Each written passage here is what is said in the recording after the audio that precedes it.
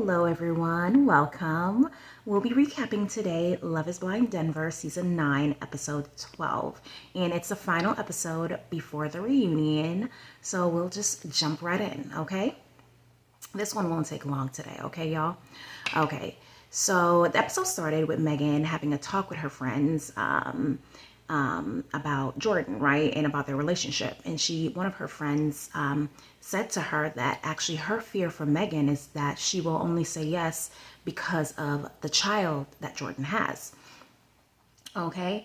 And I think that that's a good like perspective from the friend, because they probably know a little bit more about the situation, because Megan probably talked to them, telling them what we've been seeing on screen with them arguing so much about basic stuff, just like basic stuff like communication, him not communicating as much and she's asking for it and he's basically telling her he can't give that to her. Then it went into Allie, and Allie was surrounded by her friends. And one of her friends said, are you going to be happy with Anton being a truck driver? And Allie was like, well, he has other ambitions, like opening a barbershop or whatnot. But you could tell she's still kind of hesitant, like, will I be happy type thing. Not to say, she's materialistic or anything like that. It's just, thinking about her career and how ambitious she is with wanting to get her master's or whatever in nursing. Women with ambition tend to want an ambitious man as well, and tend to want to know that he's a provider and will be able to provide for her. And what if none of these ambition comes to fruition for the man? But still a good question for her. But I think they have a little bit more to worry about, from the conversations that we've seen them have about his drinking and, certain things. So first up to get married was Allie and Anton. One of Allie's sister said she didn't really approve, but if this is what's going to make her happy, then she said, go for it if this is what's going to make you happy.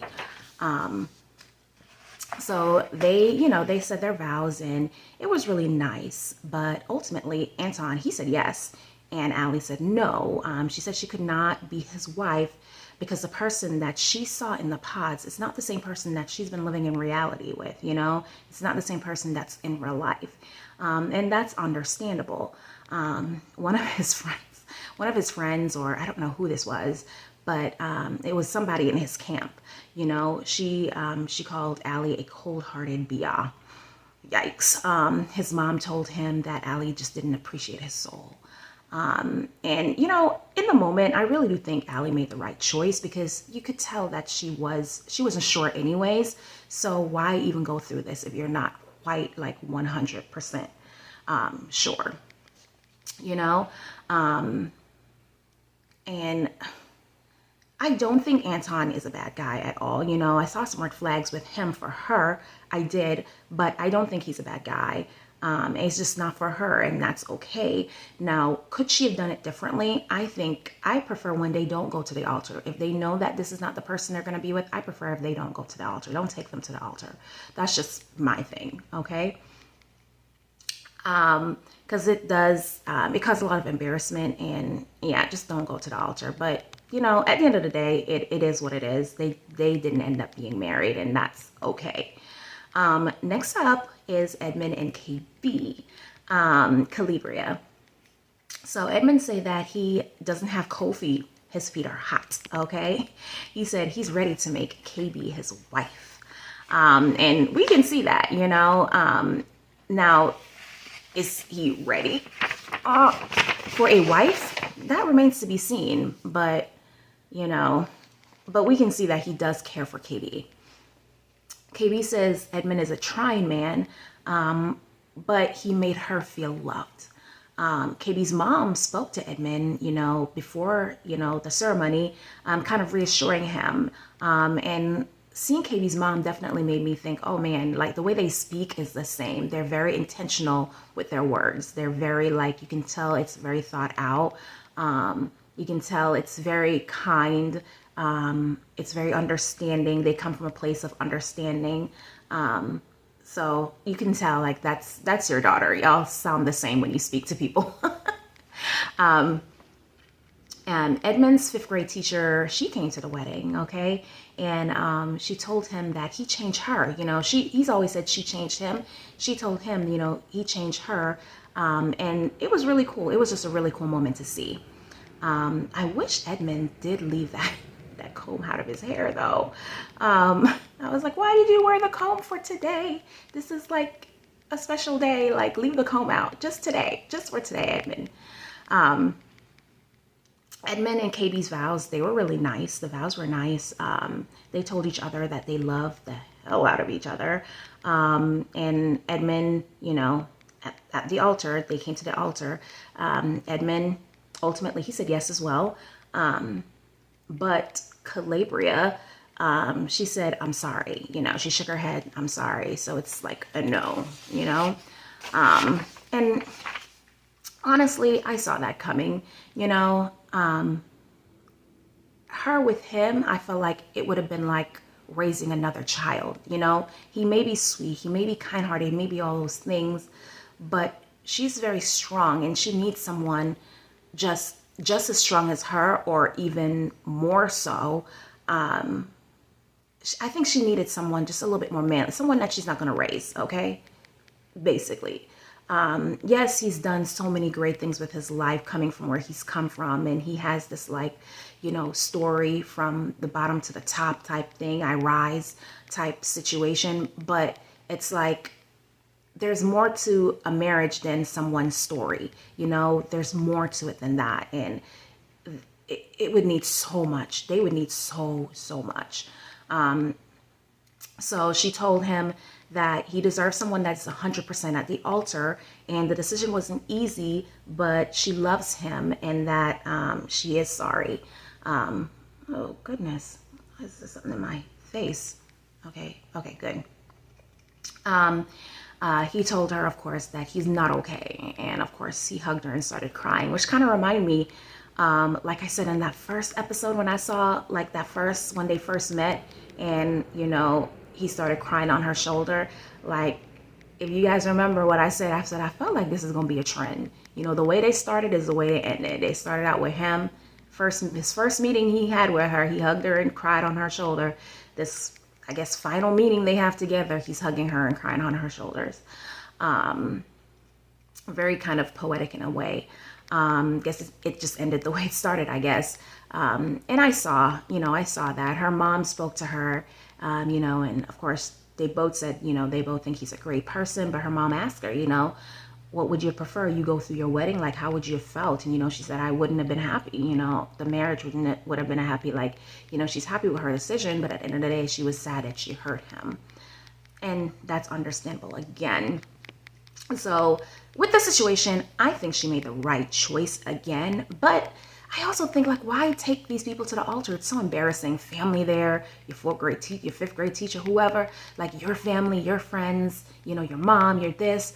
Like, I just wish they would just not I just wish they wouldn't, you know, say no at the altar. But that's just a me thing. Like, just do it before or something. Or maybe the producers are telling them, you got to do it at the altar. You got to do it at the altar. You know, I don't know. Maybe. I don't know. So yeah, but I think she made the right choice.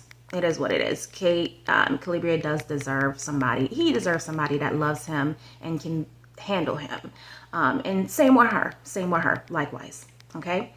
Edmund was, I guess, talking to his, you know, teacher, and, you know, he told her, like, he felt like this was his last chance for love. I was like, oh, I was like, no, it's not. There's more chances out there. Cause he's like, I've tried everything. I'm like, you're only 28. Like, give it some time. Give it some time. You'll find it. You'll find it again. Megan, she had a conversation with Jordan, okay? And she told him that she just couldn't go through with it. And she said she just couldn't do this at the altar, which I'm just like, girl, yes. There you go. This is how you do it. Don't do it at the altar. Tell them before you put on that dress, you know, you want to make sure you're not walking in that dress 3 or 4 times, you know. If you go to that altar, you want to make it that one time. I get it's a TV show, but you did the right thing. I like that you did that. She said she couldn't do this at the altar, and that it would have been better if where am I at?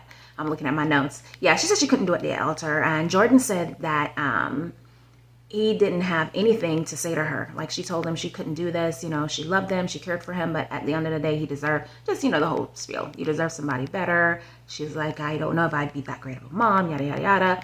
And Jordan, he just said to her, he's like, I don't have nothing to say. I'm gonna go pick my kid up from school. I was like, oh dang.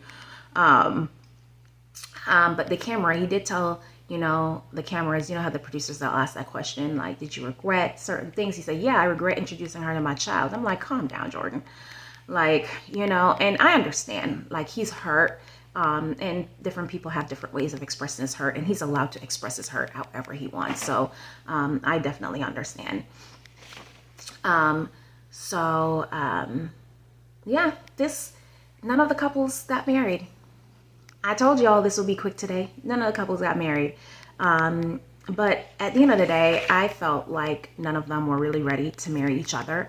And none of them were, not none of them, some of them probably weren't even really ready to marry other people, like other than the couples that they were in. Like, they just needed more time to figure some stuff out. You know, they just needed to stop playing with people, playing with themselves, figure their lives out, you know, figure some things out. You know, they just weren't ready. Sometimes you may think you're ready for something, but maybe going through this experience was good for them to realize, like, I am not ready. I need to work on myself a little bit more.